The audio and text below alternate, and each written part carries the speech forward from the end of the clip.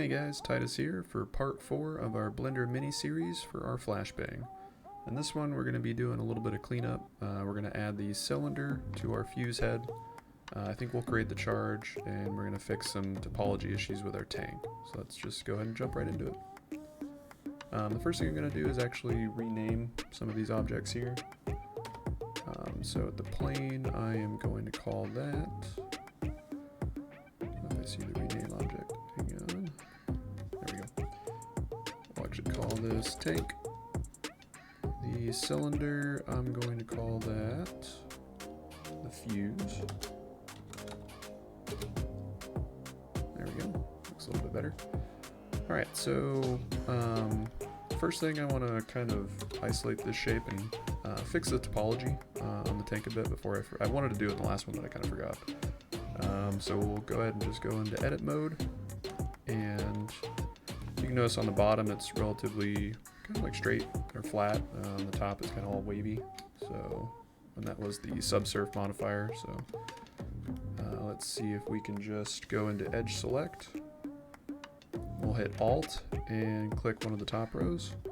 You can't do multiple rows in a single layer, but you can do them if they're kind of like separate. So we can do the inside and the outside. So we'll do Shift Alt, kind of like that.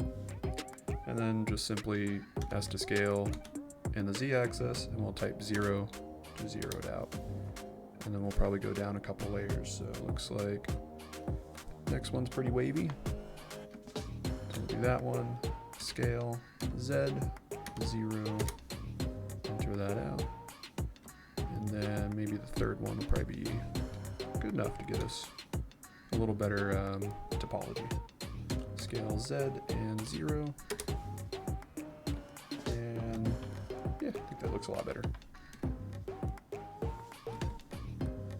Okay, so let's go out of isolation mode. And let's work on adding the cylinder to our fuse. So we'll do that with a cylinder mesh. I'm going to use 20 vertices, and then I'm just going to grab it, bring it up. I'm going to go Alt-Z, rotate it on the X, 90 degrees. I'm going to scale it down a lot, and then I can zoom in here. I'm going to grab in the X, hold Control, kind of move it over a couple grid spaces. Grab in the Z, move it up. Scale it down, and yeah, pretty happy with that. Let's go to side view. We'll want to scale it in the Y, and we'll make it right about there. It looks like. And then we can get a look around, and that seems pretty good. Now remember, our front view versus our side view, the images are slightly higher, so that's why they may not line up perfectly, but that was because I positioned them poorly. But, it's okay for this model, I think. The next thing we'll want to do is you'd want to apply your scale in your transform, but I'll show you why in a second. Let's go into edit mode and make this shape a little more interesting. We'll select the end piece here. We'll press I to inset to right about there. And then we'll press E to extrude inward, then I to inset again, then we'll extrude it back out a little bit further. And then what I like to do is go into edge select, and you'll notice this is where we're going to have an issue, is where I try to chamfer the edge with Control B. It's not going to chamfer correctly, not even. So I'm going to undo that. And that's if we try to add a mirror modifier or modify the geo in any way, if you have non-uniform scale, you're going to run into all sorts of issues. So I'm going to go into object mode, press Control A, and apply all transforms. So you'll notice we're zeroed out on the location and our scale's even. Let's go back into edit. Let's try to bevel that again, and that's much more even. So I like to bevel the any edges that I want to capture light or reflection. So I want to do the inside edge as well. So I'm going to bevel that. And it doesn't have to be like anything major, but Just something that will grab the light and reflect a little bit better. Alright, then you can right click Shade Smooth, and then if you go into your auto groups or your data object properties, there's Auto Smooth. You can check that, so it'll clean that up. Now I want the same design on the other side, but I don't want to manually do it, so we can just go into our modifiers, add a mirror modifier, and we're going to want to go in the Y, not the X, and we want to bisect and flip. There you go. Looks pretty good. Now I want these two pieces to be one object, so I don't want them to be separate objects. Before we can do a union or any type of joining, you want to apply your mirror modifiers on both shapes. So we can just go to the drop down and apply the mirror here, select our fuse cap, apply our mirror modifier there, and then I like to select this object first, and then my second object I'm joining to with shift select, and then if I press Q, if you have the hard ops modifier, you can go to booleans, and then there's a union boolean there, and that'll join it together. If you don't have hard ops, you can do it manually through the boolean operation in the modifiers tab, or you can Control J and manually move the mesh around. That's a very long process there, so whatever's easier. If you get any weird artifacting or shader issues, switching the solver to you might be an exact, so you can see you get like weird shading, so switching it to fast can sometimes fix some of those issues there. But yeah, I think that looks okay.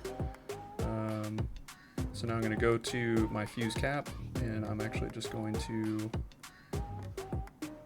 check my solver options real quick. I'm actually okay, and I'm going to apply it.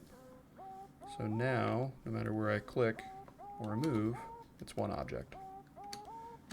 We'll want to check our topology, our geo after we did that.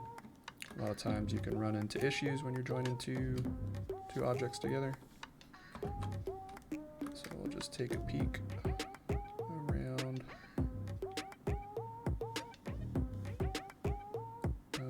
I think I'm gonna maybe fix the edges on the outside here to make it one piece. So you'll notice if I do like try and do an edge select here, or you see it kind of goes through, but it doesn't go around. So what I can do is Control R, and then line up an edge piece there maybe. And let's go to vertex select, GG to edge slide, and slide it best I can. And I'm going to select this point and this point, J to join, this point and this point, and then J to join. So now if I go into like an edge select, it'll select the entirety of the edge loop there. It's probably not necessary, you might be alright, especially with the this object is like so small, I don't think you're ever going to see it in game. But if you get weird shading artifacts, sometimes stuff like that, it's just kind of what's causing it. So we'll do GG edge slide, line it up, select that guy. Oops. Shift, and there we go. Join that.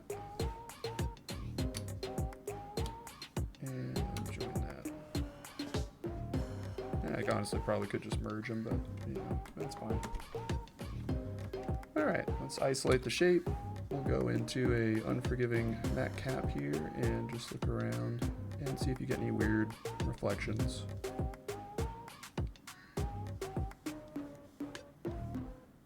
I think we're okay. Alright, come out there. Alright, so we got our tank fixed. We got our cylinder added. Let's actually work on the fuse now, or I'm sorry, the charge. So the charge I'm also going to do as a cylinder. So I'll do a Shift A, do a mesh cylinder.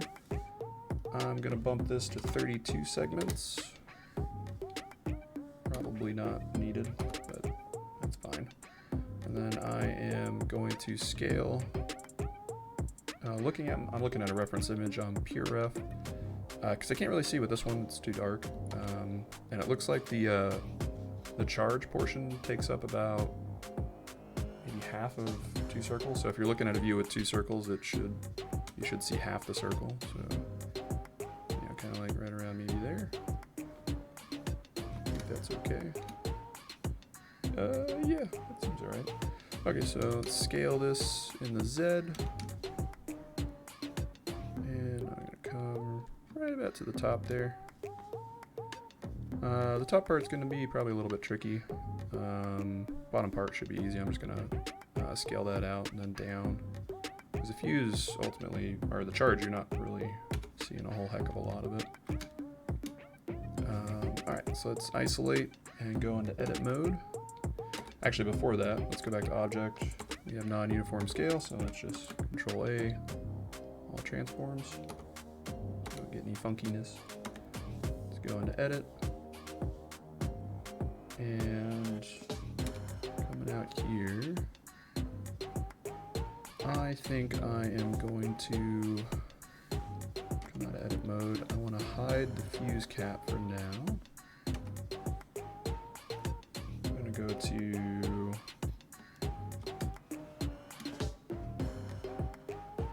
leave it right there. Let's extrude and then S for scale.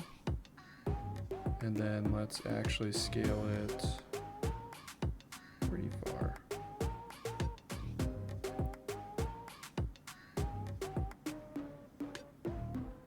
Maybe right about there.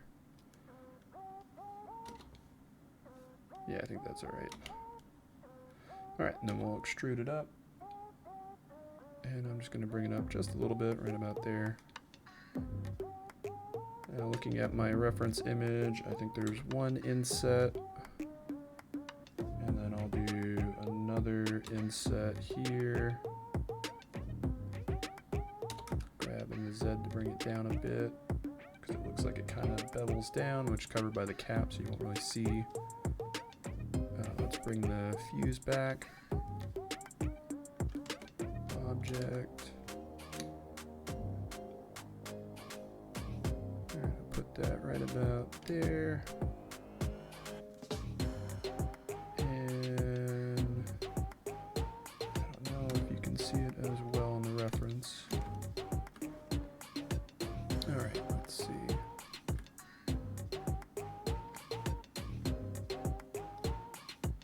Yeah, probably okay. Alright, so the other thing, let's isolate it. Go back into edit mode.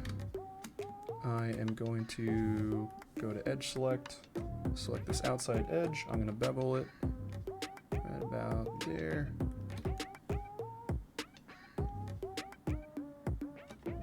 And I like that. Okay, so let's, actually before we do that, let's go out of isolation, look at front view.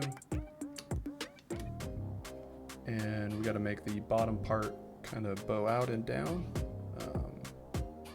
So let's actually isolate, go into edit.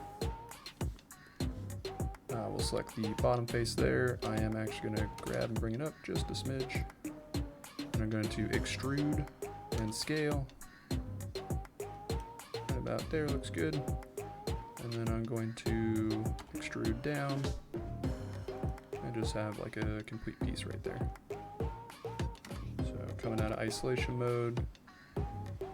And yeah, that looks about right from the reference image that I'm looking at here. It's more of a drawing, but... Okay, so I'm going to go into the top cap real quick. I'm going to edit mode. And I'm going to go to edge select. I'm going to select this innermost edge ring here. I'm going to grab it in the Z. I'm going to bump it down right about there. And just let the auto smooth kind of give it a nice chamfer look. Come out to edit mode. I'm going to go back to our charge. I am going to shade smooth. And if you have hard ops, you can just Q and then do sharpen, but you can also come here and just very easily add an auto smooth. It'll make it look a lot nicer. And then we put the fuse back on. And I'm pretty happy with the charge. Okay, so now we just need to line some of this up. We'll come into front view.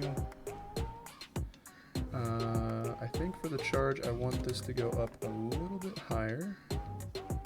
Actually, yeah, let's bring the charge up. The way it shows some of those edges. And we can isolate. Let's actually hide this once more. Let's go to top view. And I am going to scale it. Shift Z, so it does the X and Y only. I'm gonna scale it kind of in the middle there. Let's make it a little bit bigger. Let's bring the fuse head back on. And that looks a lot closer to what I was actually going for, so that came out pretty good. Okay, so if we go to 1, and that is lining up pretty good with my reference image. Alright, so yeah, I'm pretty happy with that. So let's go 3.